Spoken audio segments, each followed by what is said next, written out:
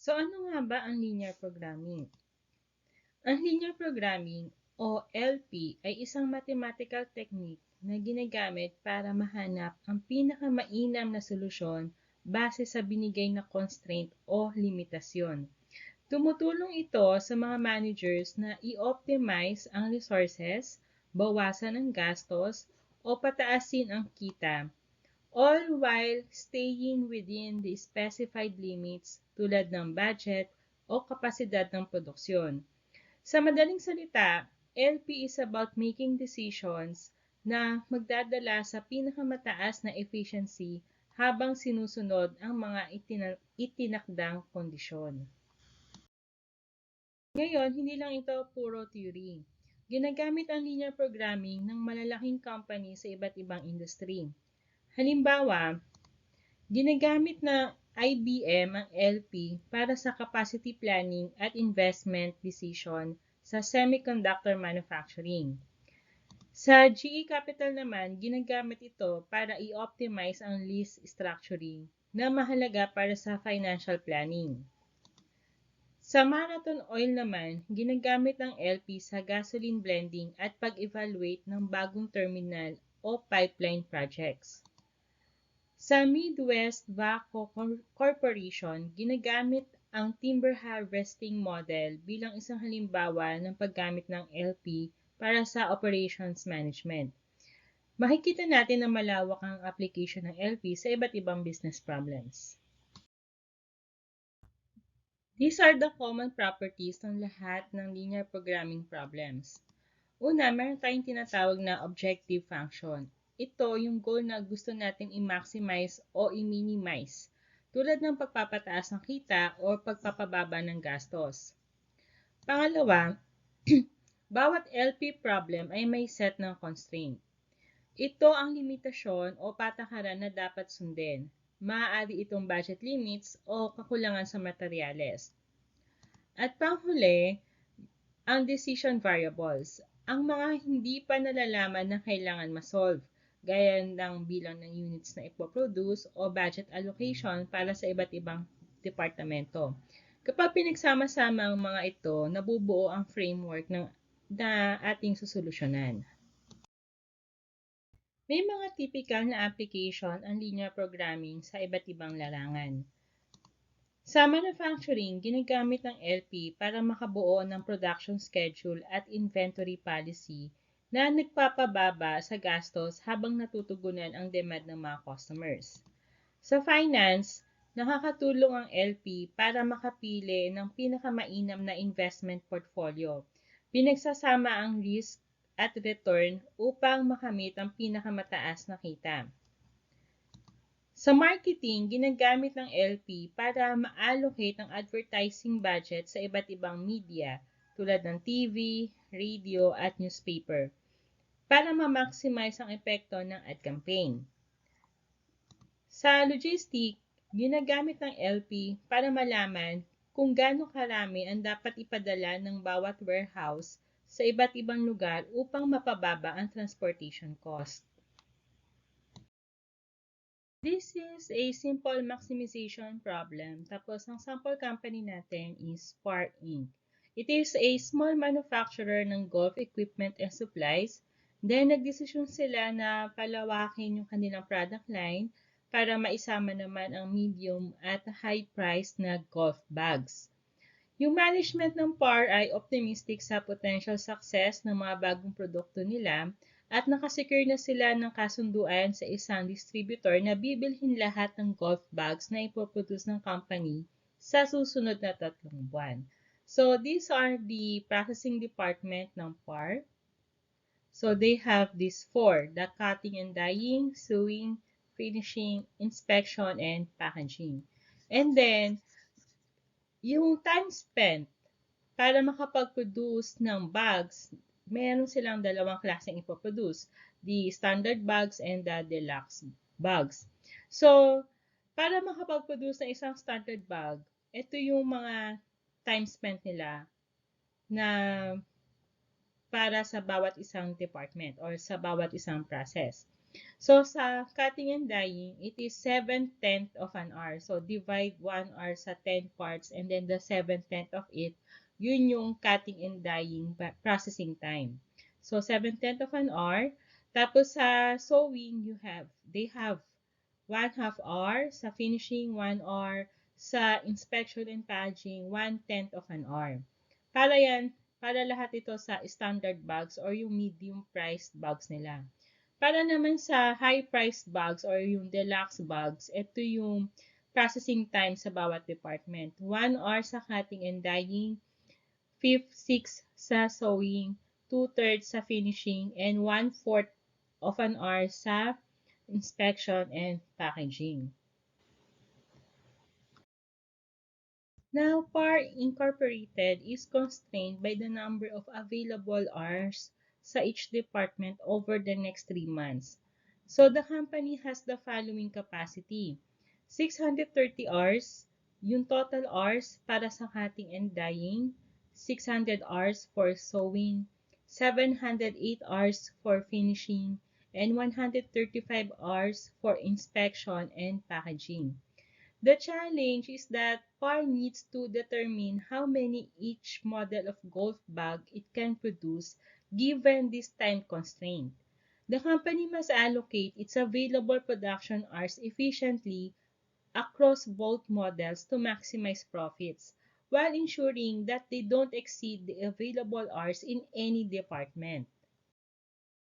So now, we already know yung limitations sa processing time for the next 3 months ng PAR Incorporated. So, we need to set the constraint.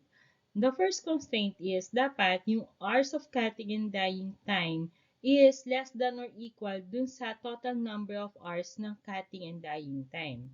Sa constraint 2, yung number of hours ng sewing time must be less than or equal dun sa total number of hours ng sewing time. Yung constraint number 3 naman is yung number of hours ng finishing time must be less than or equal dun sa total numbers of finishing time. And yung constraint number 4 is yung hours of inspection and packaging time must be less than or equal sa total number ng inspection and packaging time. Lahat ng to for the next 3 months.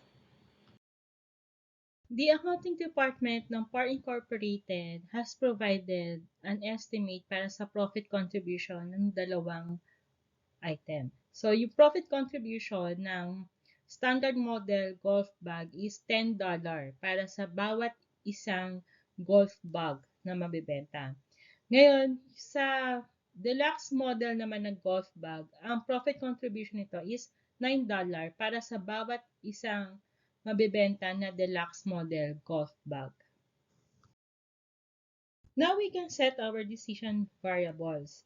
So, yung controllable inputs para sa PAR Incorporated are the number ng standard bags produced and yung number ng deluxe bags produced. Yan.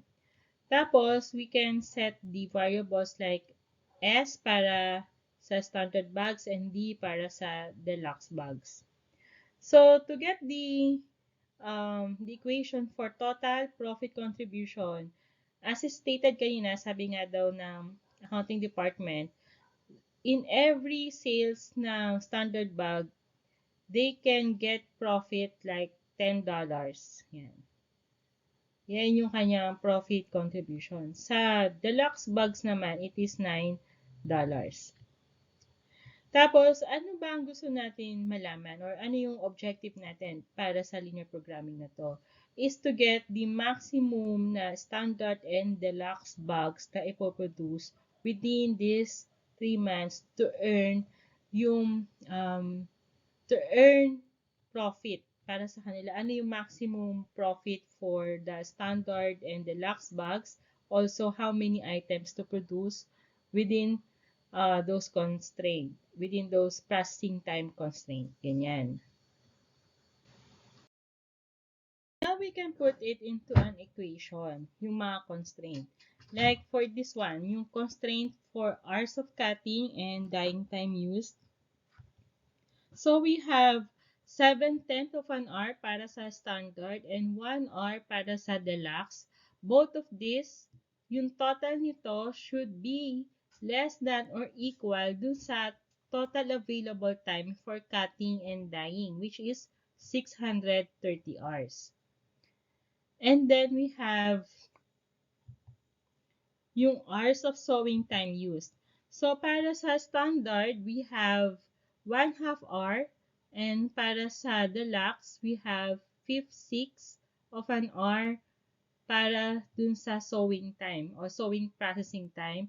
And it should be less than or equal dun sa total available hours for sewing, which is 600.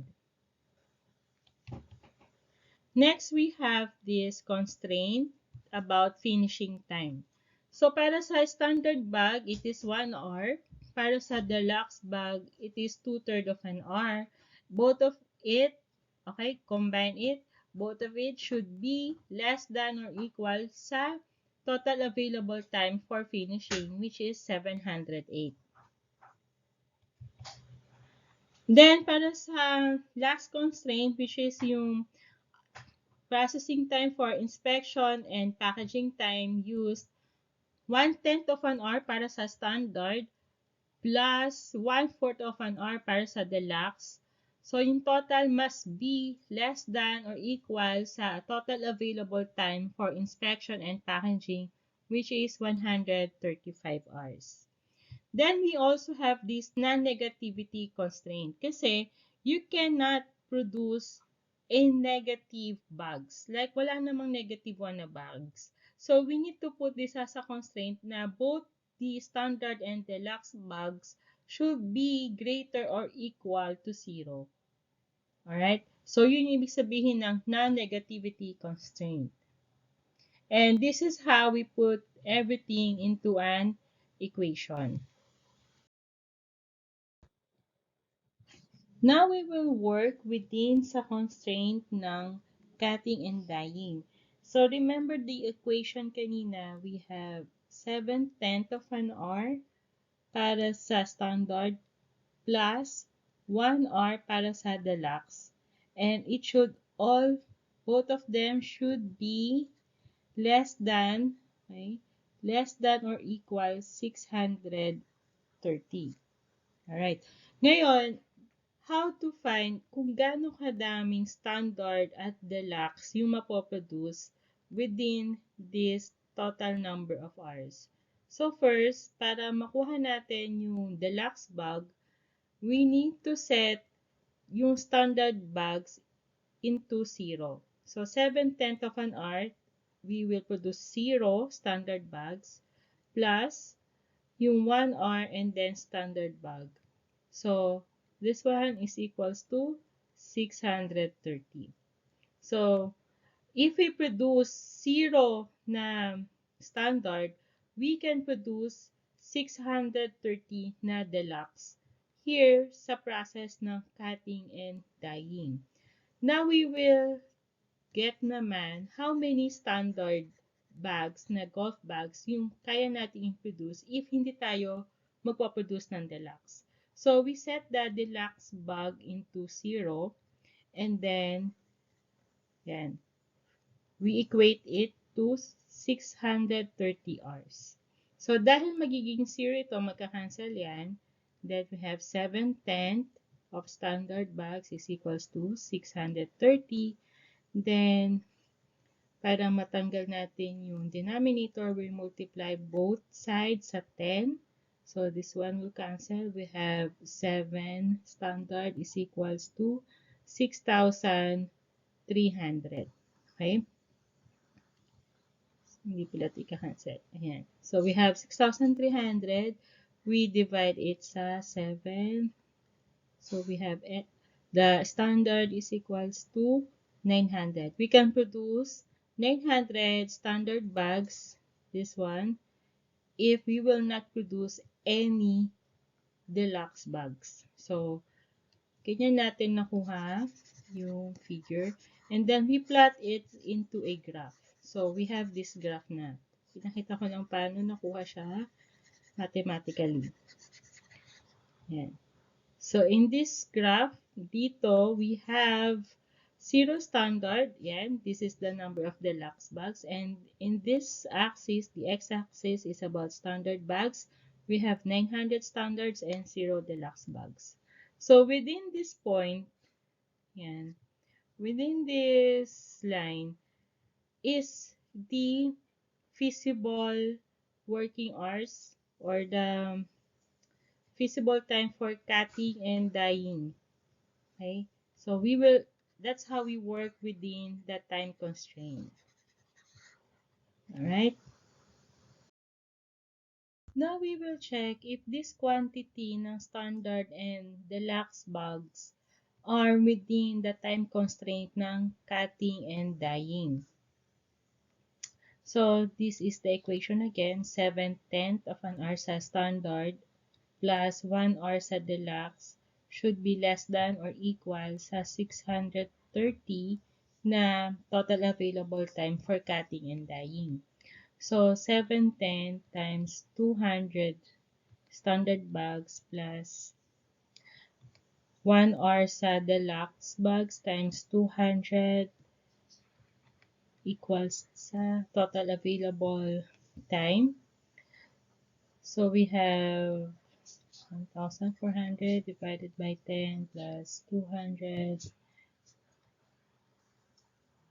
Then we have 140 plus 200, then 630, and then 340 is equals to 630. So this quantity is within the constraint ng cutting and dyeing na total available time. So as you can see clearly, the total is 340 hours, which is less than sa total available time. Now we will check these quantities. So 600 para sa standard bags and 500 para sa deluxe bags. Now we will use again the equation na ginawa natin kanina. So 7/10 of an hour para sa standard plus 1 hour sa deluxe less than or equal sa 630 hours. We will replace the variables. So yung S will be 600 and then yung D will be 500. Yan. And then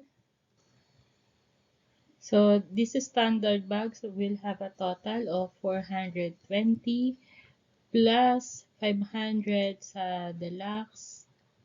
Okay, what will be our total? We will have 920, which is more than sa 630. So clearly, these quantities lies outside the constraint ng cutting and dyeing processing time. So, it is not possible to produce this much item para sa deluxe bags and sa standard bags. So, clearly, to work within the constraint, dito lang kayo kukuha ng quantity within the shaded region or just below the capacity. Okay? So, equal or below the constraint. Kapag way beyond the constraint na kayo, it is not possible to produce those items. So, itong shaded region, ang tawag dito is feasible solutions or feasible region. Katulad ng ginawa natin kanina, para makuha natin yung maximum quantity ng bawat isa, we set the other equal to 0. So, in this equation, we have half an hour para sa standard, sa sewing constraint niya, plus 5/6 or 5/6 of an hour para sa deluxe. And it should be less than or equal sa 600.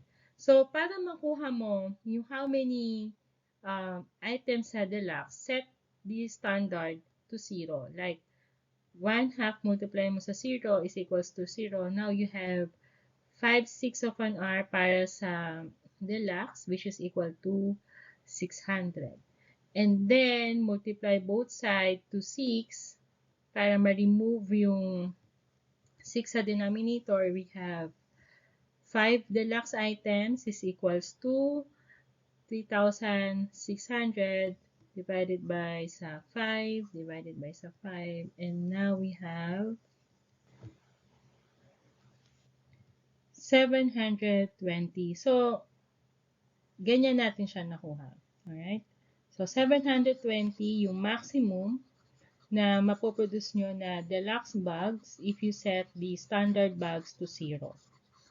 Okay? So, we have already tested it. Ganun din ang gagawin ninyo dito to get the maximum number ng standard bags. Set the deluxe bags to 0. So, yan yung maproproduce within the constraint ng sewing. And then, sa finishing constraint, we have 1,062 na deluxe bags and 708 na standard bags. Sa inspection and packaging constraint, we have 540 na deluxe and 1,350 na standard bags. Combine all of these constraints para malaman saan ba tayo mag-work, ano ba yung most feasible time to work, diba? So, this line here is the finishing. This one is a sewing. This one is cutting and dyeing, and then this line is for inspection and packaging. Okay, so lahat may pangalan na. So, as stated kanina, kailangan mag-work lang tayo within the feasible region. Right now, kapag lumagpas ka dito sa inspecting and packaging, hindi na siya magiging feasible for other constraint. And lalo na kapag lumagpas ka dito sa finishing, it is no longer possible. Not possible. So, alin sa spaces here, yung may pinaka-possible or pinaka-feasible na quantity na bags sa pwedeng gawin. It is this region. Ito yung feasible region kung saan right below all of these constraints equal or less than. Okay? So, dito lang tayo mag-work beneath all these lines. Equal or less than. Okay? The feasible region para sa PAR Incorporated. So, kanina may mga constraint lines dito, di ba? As you recall. Ngayon, we have to work within this shaded region or within this feasible region only. And in this region, nahanap tayo, alin ba ang may makakapagbigay sa atin ng maximum profit. So, for example, this one, 200 na standard bags and then, let's say, 500 na deluxe bags. Makakatanggap ba tayo ng maximum profit in these quantities?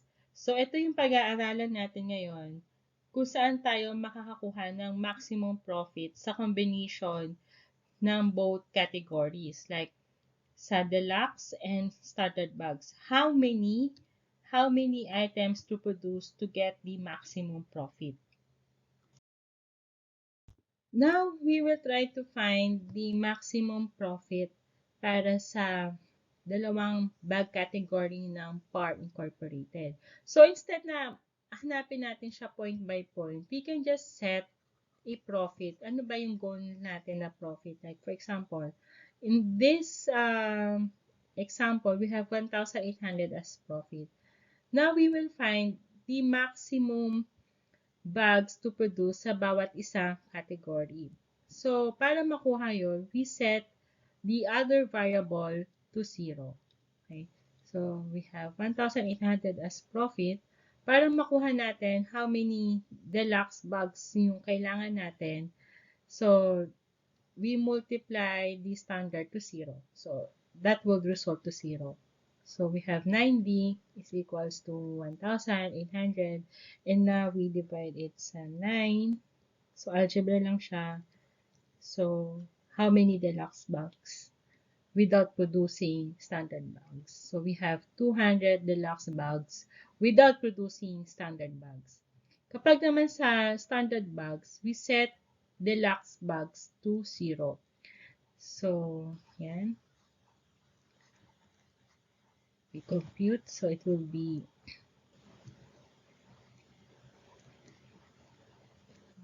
divided sa 10.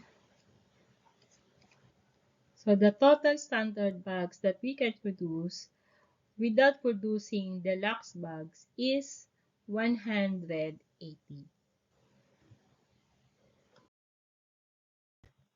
Now, we already know na within the constraint naman, yung 1,800 na profit. Pero marami pa kasing spaces here. So, we can still set a higher goal, a higher profit. Like, for this one, 3,600. Alright? So, how many bags to produce sa deluxe and sa standard bags? Okay, now we find both of it. So, kasi dito, sa ano pala, sa deluxe, sa deluxe and sa standard ng 1,800, this one is actually 180 and this one is 200. So, naka-approximate lang siya sa graph. Now, we find, ano tong less than 400 sa standard and we already know na 400 yung sa deluxe. So, hanapin natin ano tong less than 400 sa standard. So, using the equation, so the total profit is 3,600. This will be 0. Okay. So, it is 360. So, the standard bags is 360, this one.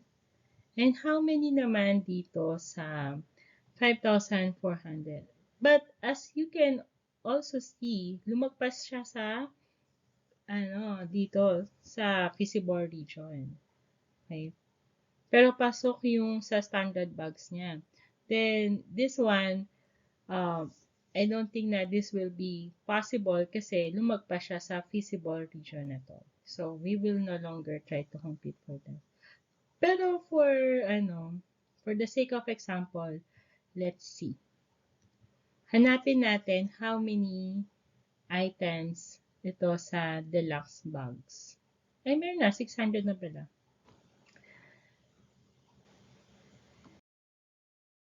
Now, we will try to find the optimal solution para sa PAR Incorporated. So, wag muna natin pansinin ito. So, meron tayong mga intersecting lines, di ba? So, itong lines na to, galing siya sa, pataas yan. Galing siya sa cutting and dyeing na line. Okay? This is the cutting and dyeing. Tapos, saan pa siya nag-intersect? So, this one is galing sa inspecting and packaging na line. So, yan. So, ganyan yung intersecting niya kanina, di ba? And then, since meron intersecting line dito, we will use this to find the optimal solution for PAR ink. Ito muna gamitin natin. So, let's say, ang quantity ng standard bags dito is 350. At sa deluxe naman, we have 450. For example lang. Tapos, we will use this total profit contribution na formula that we get kanina. So, in every standard bag produced, we have $10 of profit. And in every deluxe bags na produced, we have $9 in profit. So, let's input the quantity. How many standard bags? We have 350 plus yung how many na deluxe bags. 450. So, we get the total profitability. So, we have, so in this connecting line, we have a total of 7,550 for total profit contribution. Ngayon naman, ito yung hanapin natin. Ayan. Yung connecting ng cutting and dyeing line. So, ito pa rin yan. Yung cutting and dyeing line. And itong line na to is the finishing line siya. So, ito yung intersecting point. So, we will now get if this is the optimal solution. So, using the formula ng total profit contribution, okay, we plug in the quantity ng standard at ng deluxe. So, for the standard, we have 550. At sa deluxe naman, we have this one, let's say it's 250. Let's try to compute for these items.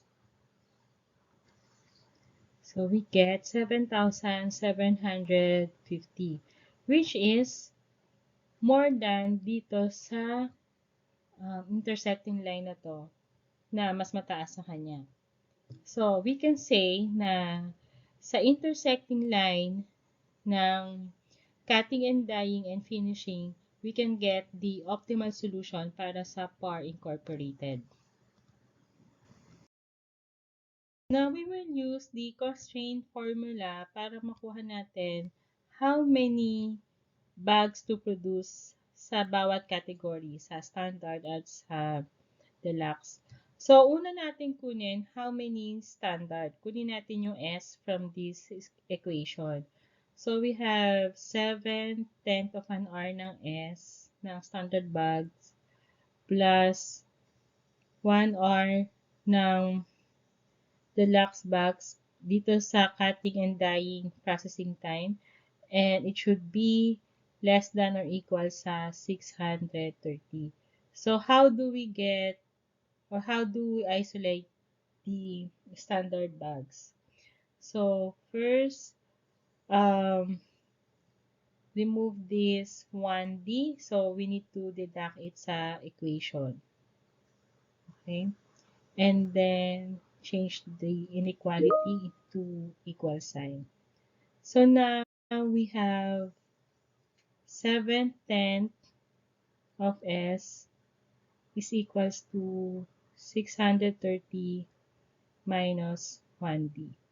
Ngayon, we need to isolate S. So, we have to multiply it sa reciprocal both sides. So, 7/10, multiply it sa reciprocal para makancel siya at matitira yung S na variable. And then, this one, yung 630 and minus 1D, we have to multiply it then sa 10/7. So, ang kalalabasan niyan is 6,300 over 7 minus 10/7 D. So, in the end, ang resulta yan is S is equals to 900 minus 10/7 D. So, now we have the result for the standard bags. Yan ngayon yung ilalagay natin dito sa equation ng finishing time used.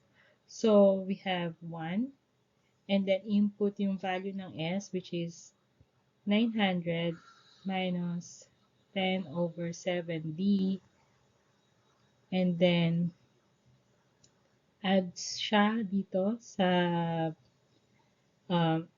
variable ng deluxe, which is sa coefficient ng deluxe, which is 2/3. D is equals to 708. So, talagang mag-algebra tayo dito. So, distribute 1. So, same lang siya kasi 1 lang naman siya, diba? So, 900 minus 10/7D plus 2/3 D is equals to 708.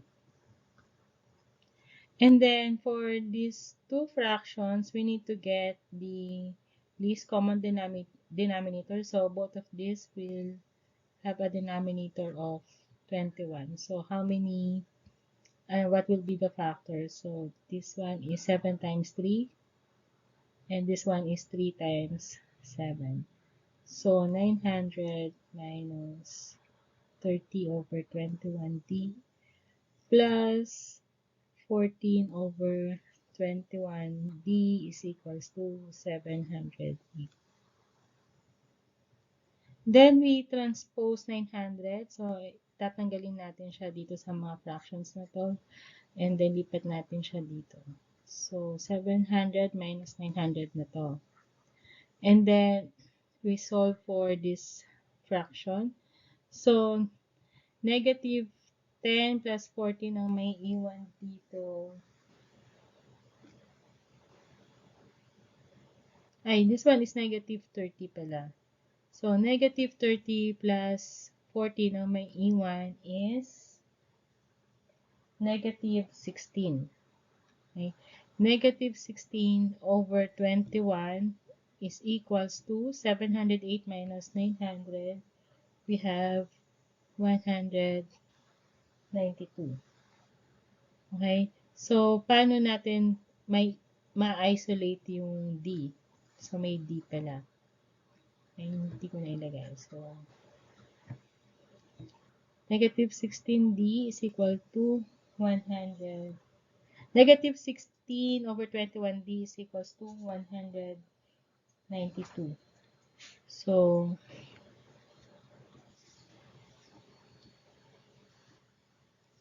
halimutan ko din lagyan to ng negative 192. Kasi 708 minus 900 is actually negative 192. And then, we can multiply both sides sa reciprocal. So, it will be negative 21 over 16. Okay, para mag-cancel siya. And then, multiply it din sa negative 21 over 16. So, in the end, magiging positive siya na 252. So, that's how many that's how many deluxe bags to produce is 252. Ito yung we're solving for. So, 252. Now, we compute for how many standard bags. Now, we compute for how many standard bags. So, kanina, ang nakuha natin from this equation is standard bags is equal to 900 minus 10 over 7D. Ayan. And we were also able to get how many deluxe bags to produce. So we just replace it with the value. So it will be equal to 900 minus 10 over 7 times 252 deluxe bags. So the answer will be 540. So now we will be able to produce 540 na standard bags and 252 na deluxe bags. So these are the optimal solution para sa PAR Incorporated. So this one can produce the maximum profit for PAR Incorporated. Now we compute for the slack variables. Yung slack variables, ito yung mga idle capacity or unused capacity that makes no contribution to profit. So, paano natin siya makukuha? First, we need to plug in yung amount, yung computed quantity para sa standard and sa deluxe na bags. So, ito yung formula kanina. Ito yan, yung 710 standard plus 1D So, we plug it in, isa-isa. And then, we compute dun sa processing time na magiging total niya. So, clearly, you can see here na fully used yung processing time for cutting and dyeing and finishing. Kasi ito yung kinuha natin na optimum value or ito yung optimal hours para sa PAR Incorporated. So, fully used siya. Ngayon, dito sa sewing and inspecting, itong sewing and inspecting, hindi naman tayo dito nag-base dun sa graphs natin. So, talagang magkakaroon ng unused hours. So, yung computed value niya, computed hours niya is 480 over 600. Kaya, meron siyang unused hours na 120. Dito naman sa inspecting and packaging, 117 yung total hours computed. At meron siya unused hours na 18. So, ito yung slack variables. Ito yung unused capacity that makes no contribution to profit. So, yun. So, this is the data sheet that I have prepared base din sa libro for PAR Incorporated para sa kanyang dalawang item na gustong ibenta.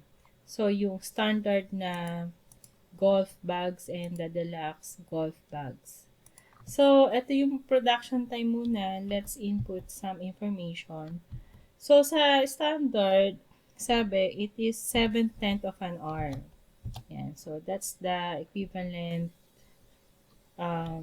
number. So, decimal number ng fraction. So, sa deluxe, it is 1 hour.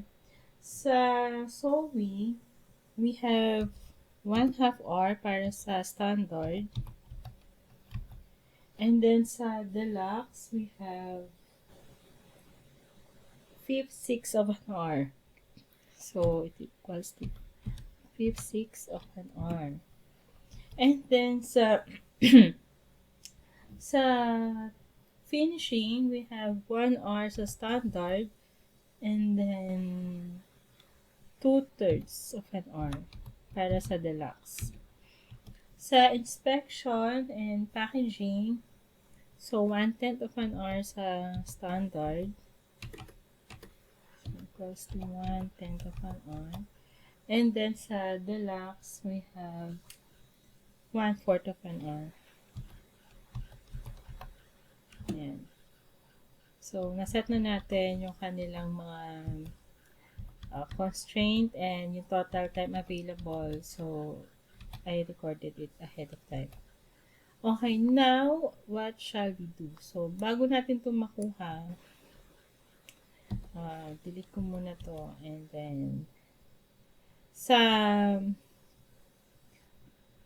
to maximize total profit, ano yung formula na gagamitin natin? So, we need to have this B9, yung profit per bags for the standard, multiply it sa total number na ipoproduce. So, yan. And then, we need to add yung deluxe. So, yung kanyang profit contribution multiply sa total number ng deluxe bags na kanyang ipoproduce. Yan. So, we have the formula. And then, dito, sa mga constraints, okay, we need to set these two. So, this one, ayan, naiset ko na. So, it is actually this standard, itong B5, yeah. B5 times B16 plus C5 times C16. So, ganyan yung formula niya. Ito din kasi yung kinuha natin kanina, yung slack variable. So, ito din siya. So, we multiply it base sa kanya magiging total. Ayan, yung total bags produced. Ba kanina kinuha natin yung total bags produced. Then, we multiply it or we use the equation ng constraint like 7/10 of an hour ng standard plus yung 1D for the deluxe. So, ito yun, na put into Excel formula. Yan. Tapos, this one is less than or equal to. Ngayon, gagamitin na natin yung solver. So, dito tayo sa data. Click solver. You should already know na kung paano kunin yung solver. Tapos, para sa set objective, pipiliin natin this one. Kung saan naglagay tayo ng formula kanina. So, this one, and then yung babaguhin natin na variable, ito yan. Yung standard tsaka deluxe. And then, this one, paano ko to kinuha? So, we need to just add. So, ano yung ilalagay natin dito? So, we will choose this. So, para dito sa add constraint, we will choose this value. Ito yung mga equation ng constraints. Okay? Tapos, less than or equal to, at yung constraint value niya, ito yan. So, ito yung time available, ito yung limitations, ito yung total hours, yan. And then, we click OK.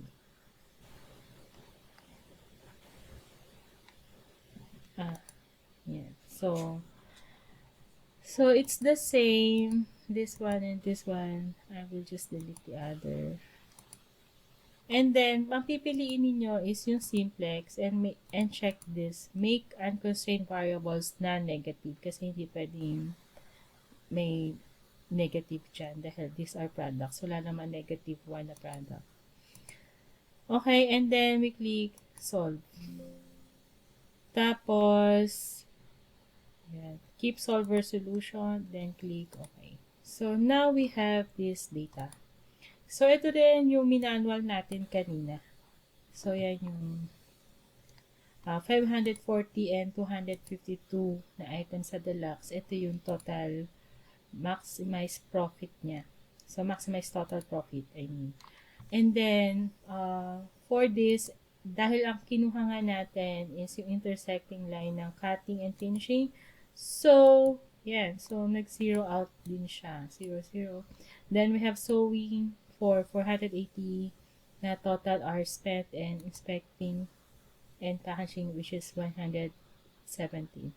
It's the same dun sa manual computation natin.